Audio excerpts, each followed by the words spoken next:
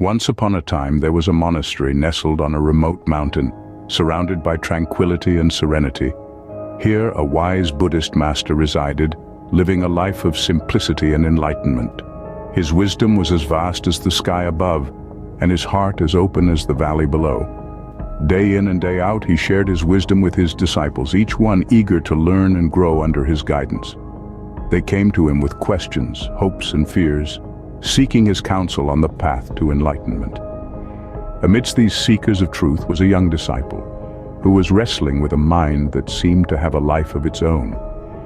This young disciple, with a hint of worry in his voice, one day approached the master. "Dear master," he started, "I feel as though my mind is scattered. Each moment I am besieged by a multitude of differing thoughts, many of which are negative. My mind leaps from one thought to another, and no matter how much I try, I can't seem to gain control over them. I can't find peace. Master, what can I do to calm my mind and free myself from these thoughts?"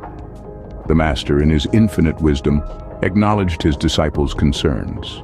He looked at his young pupil, his face displaying a gentle smile that carried the weight of understanding and compassion. "My dear," he began, his voice as soothing as the mountain breeze, "I understand your worry.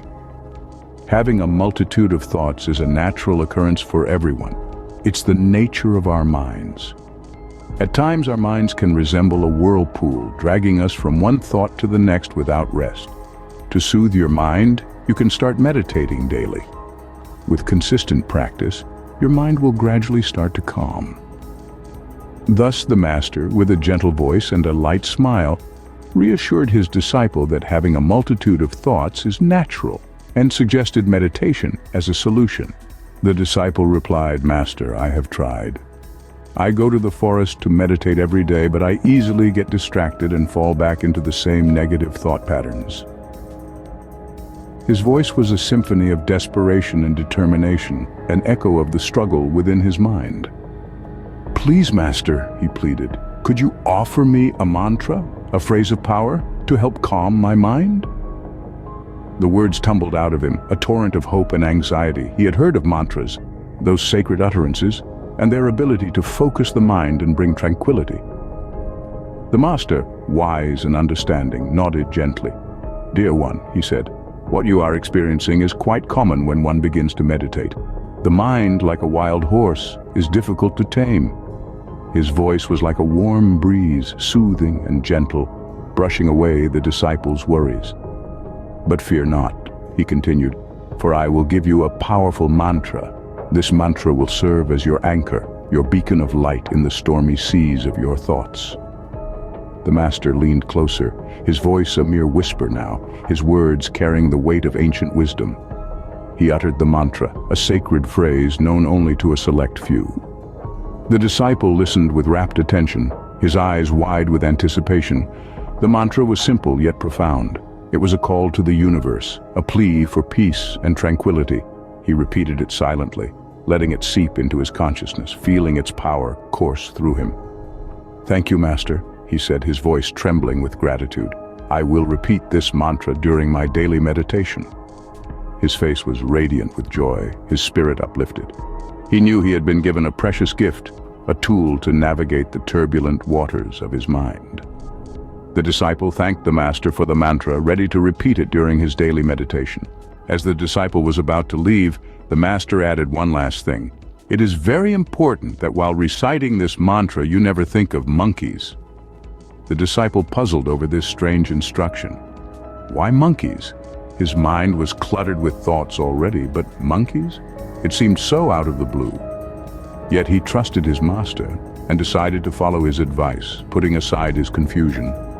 That very afternoon, the disciple found a quiet spot in the forest, a place where he usually sought solitude and peace. Sitting under the shade of an enormous ancient tree, he began to meditate, repeating the mantra imparted by his master. As he closed his eyes and let the mantra guide him, the master's peculiar warning echoed in his mind. "Don't think about monkeys." Almost instantly, images of monkeys began to frolic in his mind's eye. Monkeys leaping from tree to tree, their playful chatters echoing in the forest of his thoughts. Monkeys with their curious eyes and mischievous grins seemed to dance around his concentration, breaking it apart. He tried to push these thoughts away, but the more he tried, the more vivid the monkeys became. Why can't I stop thinking about monkeys, he wondered, frustration creeping into his voice. It was as if the mere mention of monkeys had unlocked a door in his mind, letting these creatures run wild, trampling over his peace. His mantra, once a soothing hum, now felt drowned under the cacophony of his monkey-infested thoughts. Surprised by this, the disciple tries harder to empty his mind, but it proves impossible. Every time he tries, images of monkeys return. The harder he pushed, the more stubbornly they clung. The more he wished for them to disappear, the more they seemed to multiply. It was a battle of wills, his against the monkeys, and at that moment it seemed like the monkeys were winning. The disciple, tired and frustrated, returned to the master. With a heavy sigh, he shared his experience. "Master, no matter how much I tried, images of monkeys flooded my mind." The master, with a knowing smile, said, "My dear, your mind is like a child. Tell it not to do something and it will do exactly that.